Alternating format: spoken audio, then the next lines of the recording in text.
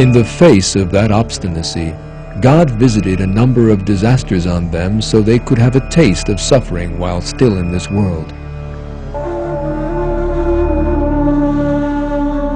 The first of these was drought and scarcity of crops.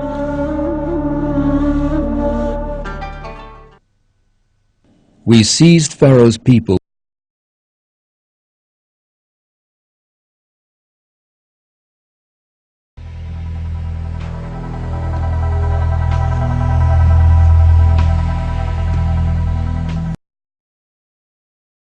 system on the Nile, for which reason changes. However, the arrogance of Pharaoh and his close circles towards God and their refusal to recognize his prophet led to a totally unexpected disaster being inflicted on them.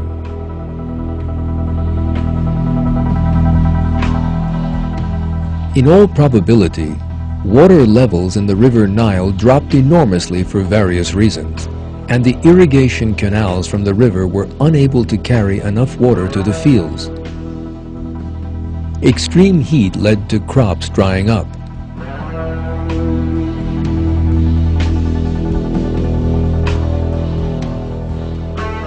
In this way, Pharaoh and his prominent followers encountered a disaster stemming from a most unexpected source, the river Nile itself. 3 verse 51.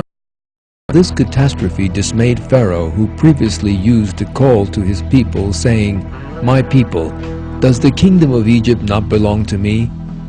Do not all these rivers flow under my control? Do you not then see?" Yet that was not the end of their problems. In fact, it was only the beginning. A whole string of other disasters followed the drought and the failure of the crops. These consisted, as the Qur'an tells us, of floods, locusts, lice, frogs, and blood.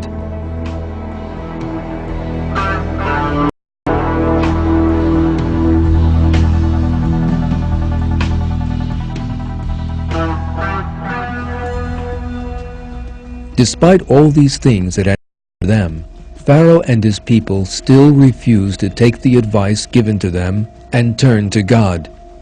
In other words, they remained fixed in their arrogance. Yet that would not last long.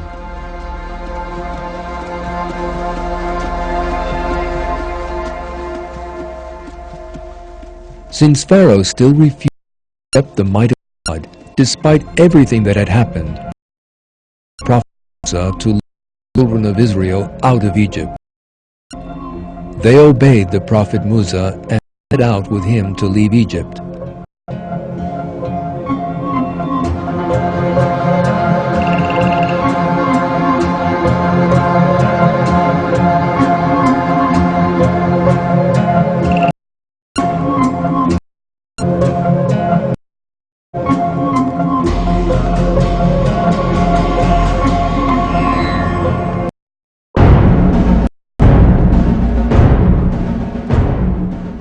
But Pharaoh could not accept their departure without his permission.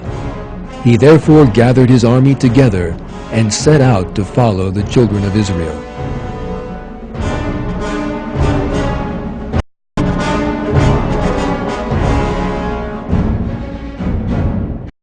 Pharaoh and his army caught up with the children of Israel just as they reached the sea.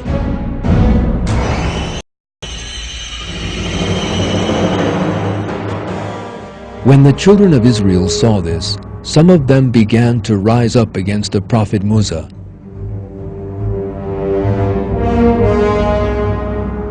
According to the Old Testament, they said, "Why did you take us away from our homeland? There we were slaves, but we could lead our lives. Now we will die." The Quran describes that weakness of theirs in these words.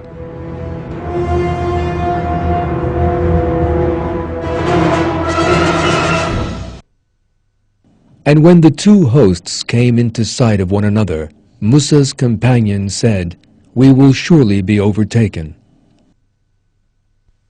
According to Surah 26, verse 62, The prophet Musa reassured those people who were afraid they would be recaptured, saying, "Never. My Lord is with me, and he will guide me." At that point, God again showed his support for the prophet Musa. What happened next is described in the Qur'an.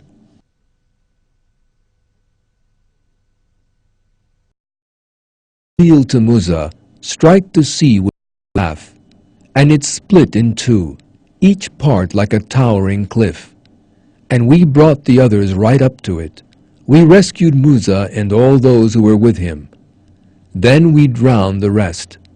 There is certainly a sign in that, yet most of them do not believe. Truly your Lord is the Almighty, the most merciful." 26, 63 to 68.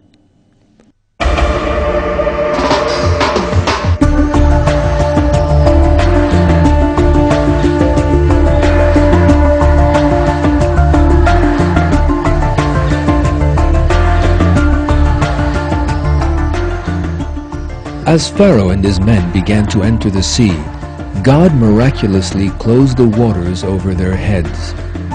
The Quran states that as Pharaoh was about, he stated that he believed in God.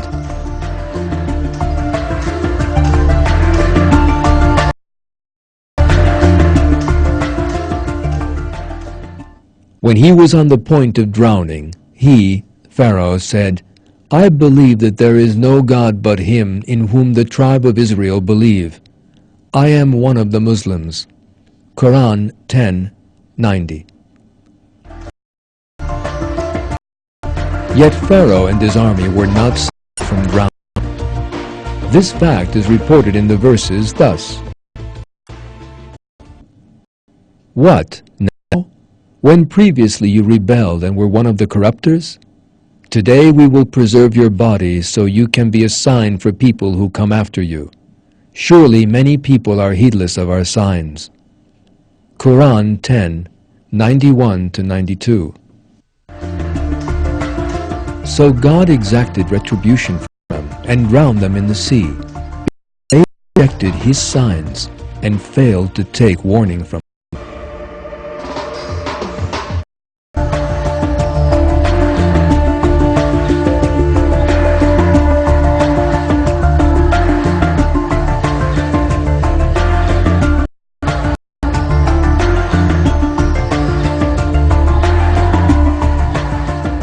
Following Pharaoh's violent death, the people of Israel set out for the land promised them by God.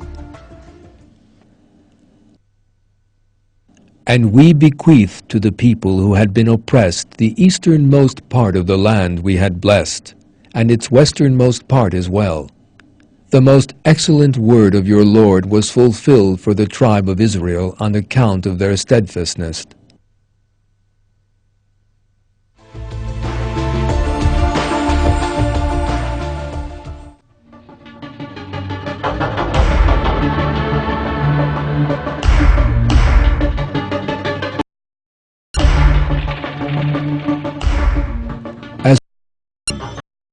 And archaeological discoveries regarding the peoples mentioned in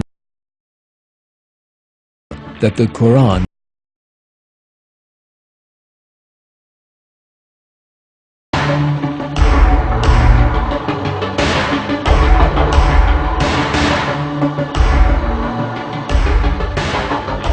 people must learn from what befell these peoples and look for means to draw closer to God.